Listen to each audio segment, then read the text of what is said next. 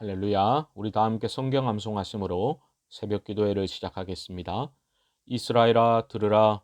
우리 하나님 여호와는 오직 유일한 여호와이시니 너는 마음을 다하고 뜻을 다하고 힘을 다하여 내 하나님 여호와를 사랑하라. 오늘 내가 네게 명하는 이 말씀을 너는 마음에 새기고 내 자녀에게 부지런히 가르치며 집에 앉았을 때에든지 길을 갈 때에든지 누워 있을 때에든지 일어날 때에든지 이 말씀을 강론할 것이며 너는 또 그것을 내 손목에 메어 기호를 삼으며 내 미간에 붙여 표로 삼고 또 내 집 문설주와 바깥문에 기록할지니라. 아멘.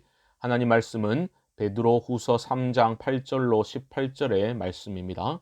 이 시간에는 8절과 9절을 제가 봉독하겠습니다.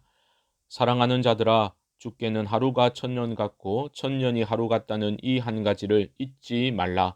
주의 약속은 어떤 이들이 더디다고 생각하는 것 같이 더딘 것이 아니라 오직 주께서는 너희를 대하여 오래 참으사 아무도 멸망하지 아니하고 다 회개하기에 이르기를 원하시느니라. 아멘. 여러분은 예수님의 다시 오심, 예수님의 재림에 대해 어떤 생각을 가지고 계십니까? 주의 재림이라고 하면 우리는 가장 먼저 언제, 즉 그 때에 대해서 생각하게 됩니다. 그래서 조금만 이상한 현상을 목격하게 되면 말세다라고 표현하기도 하지요. 주의 재림과 관련해서는 초대교회로부터 지금까지 많은 논란이 있었고 기독교 이단들 중 상당수는 주의 재림과 관련된 잘못된 가르침으로 인해 문제를 일으켜 왔습니다. 잘못된 종말론에 사로잡혀서 자꾸만 특정 날짜를 예언하고 재림에 대해 극단적인 가르침을 주장함으로써 세상과 단절되어 피안의 세계로 도피하는 그런 현실 도피적인 집단 생활로 이어지기도 했습니다. 베드로 사도가 지금 서신 속에서 비판하고 있는 거짓 선생들도 역시 주의 재림에 대해 잘못된 가르침으로 성도들을 미혹하고 있었습니다. 그들은 대놓고 주의 강림을 비웃으며 부인하였습니다. 창조시로부터 지금까지 세상은 변함이 없다라고 주장을 했던 것입니다. 온다 하는데 도대체 왜 아직도 안 오시는데 이런 식으로 말했던지도 모르죠. 사도 베드로는 그들의 오만불손한 모습을 강하게 비판하면서 올바른 종말론에 대한 가르침을 주고 있습니다. 우선 하나님의 때는 우리가 알 수 없다는 것이지요. 하나님은 인간과는 달리 시간과 공간의 제약을 받지 않으시는 창조주이십니다. 그것을 8절에서는 주께는 하루가 천년 같고 천년이 하루 같다는 이 한 가지를 잊지 말라라고 강조하고 있죠. 그리고 주의 재림이 더딘 것처럼 느껴지는 이유는 하나님의 자비하심 때문이다라고 베드로는 말하고 있습니다. 그것이 9절 하반절에 나오는 오직 주께서는 너희를 대하여 오래 참으사 아무도 멸망하지 아니하고 다 회개하기에 이르기를 원하시느니라. 하나님은 심판하시는 분이시지만 멸하기를 기뻐하시는 분이 아니라 구원하시기를 기뻐하시는 분이다라는 것이죠. 누구까지 구원하시기를 기뻐하십니까? 바로 주의 강림을 비웃으며 잘못된 가르침으로 교회를 흔들고 있는 너희 거짓 선생들까지도 회개하고 구원 얻도록 하시기 위해 지금도 인내하고 계신다라는 것입니다. 거짓 선생들은 왜 이리 더딘가라고 조롱했지만 베드로는 너희 같은 놈들까지 회개하고 구원받기를 원하시는 하나님의 그 자비하심 때문에 더디게 느껴지는 것이다 라고 한방 매기고 있는 셈이지요. 여러분, 오래 참으시는 하나님 아버지의 마음을 멸시치 마시기 바랍니다. 주의 강림은 더디게 생각될 수 있지만 임하게 되면 도적같이 찾아오게 됩니다. 그것이 바로 10절에서 밝히고 있는 주의 날, 심판의 날의 특징입니다. 그리고 사도 베드로는 그때에 대한 과도한 우리의 관심을 내려놓고 어떻게 그날을 맞이할 것인지 재림을 준비하는 우리의 삶의 태도가 훨씬 더 중요한 문제다라는 것을 강조하고 있습니다. 11절 말씀입니다. 이 모든 것이 이렇게 풀어지리니 너희가 어떠한 사람이 되어야 마땅하냐? 거룩한 행실과 경건함으로 12절입니다. 하나님의 날이 임하기를 바라보고 간절히 사모하라. 재림을 사모하며 살아야 함을 말하고 있습니다. 이것은 현실 도피적인 신앙 태도를 가지라는 뜻이 아닙니다. 그는 거룩한 행실과 경건함으로 그날을 기다려야 한다라고 말하고 있습니다. 어떻습니까, 여러분?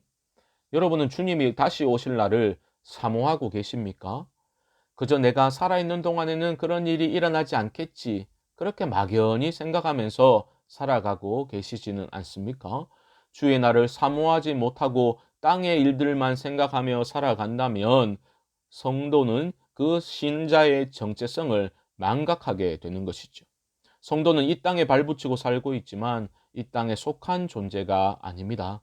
주의 재림을 사모하는 건강한 종말론적 신앙 태도를 갖춘 사람일수록 이 땅에서 사명자로 살게 되고 성실하게 살아가는 것을 보게 됩니다.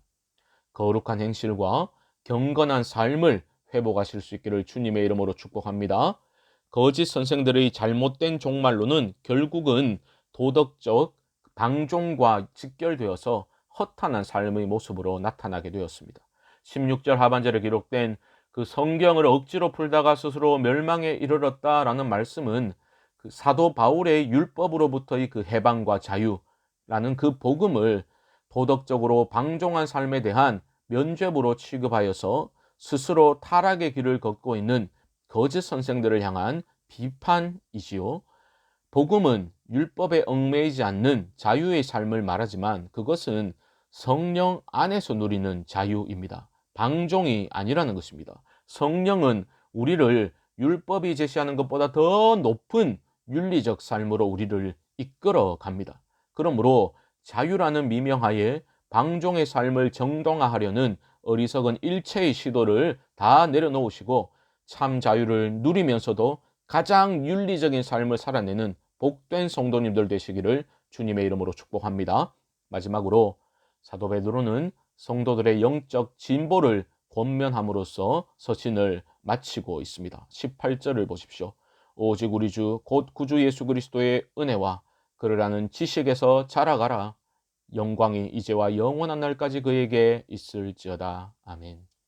사랑하는 성도 여러분, 우리의 신앙은, 우리의 믿음은 계속해서 자라가고 있습니까? 우리는 영적 진보를 이루고 있습니까? 코로나로 인해 개인적인 시간이 더 많이 주어진 지금 여러분은 무엇을 하면서 시간을 보내고 계십니까? 주님과의 그 교제의 시간을 누려가실 수 있기를 바랍니다. 그리스도의 은혜와 그를 아는 지식에서 자라가실 수 있기를 바랍니다. 살아있는 믿음은 우리를 반드시 자라게 하는 겁니다. 하나님을 더욱 깊이 만나고자 하는 갈망이 우리 안에 깊어져서 날마다 주의 다시 오심을 기다리되 그 건강한 종말론적 삶의 태도가 우리로 하여금 그 어떤 것에도 매몰되거나 안주하게 만들지 아니하고 날마다 새 은혜를 사모하고 새 창조를 기억하며 온전히 임할 하나님 나라를 소망하는 살아있는 믿음의 삶으로 이끌어줄 수 있게 되기를 주님의 이름으로 간절히 축원드립니다. 우리 합심을 한번 기도하겠습니다. 건강한 종말론적 신앙 태도를 견지하며 경건한 삶을 이 하루도 살게 하시고 영적 진보가 있는 삶을 소망하게 하소서. 내일 드려지는 영상 예배 가운데도 하나님께서 은혜를 부어주셔서 새 힘을 얻고 주님께 영광을 올려드리는 예배가 되게 하소서. 코로나로 인한 어려움을 극복하게 하시고 한국교회가 복음으로 돌아가 능력을 회복하게 하여 주옵소서. 이외에도 개인적인 기도의 제목들을 가지고 주님의 이름을 한번 부르고 기도 시작하겠습니다. 주여